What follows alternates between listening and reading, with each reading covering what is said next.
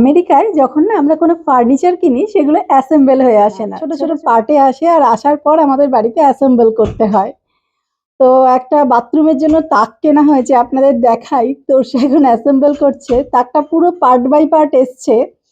আর তার সাথে একটা বইও দিয়েছে, সেই বইটা দেখে দেখে, বইটাই পুরো পুরো একদম ইনস্ট্রাকশন লেখা রয়েছে, নাম্বার দিয়ে দিয়ে বইটা দেখে দেখে করতে হচ্ছে। চলুন দেখাই আপনাদের কি রকম করে এসছে তাকটা। চর্চায় বসেছে তো তাকটাকে অ্যাসেম্বল করতে এখন। আর এই যে পুরো পার্ট বাই পার্ট এসছে, তাকটাই এতটা করা হয়েছে।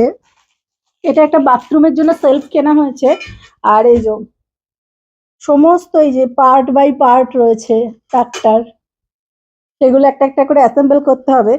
শুধুমাত্র এটা বলে না, যখন আমরা ঘরের আর ফার্নিচারও কিনেছি, মানে ওই বেডই বলুন কি অফিসের টেবিল, বড় অফিসের ডেস্ক, সবকিছুই কিন্তু ওইভাবেই অ্যাসেম্বল করতে চাই। যে এরকম একটা বই দিয়েছে, এই যে step by step, step 1 step 2 করে লেখা আছে।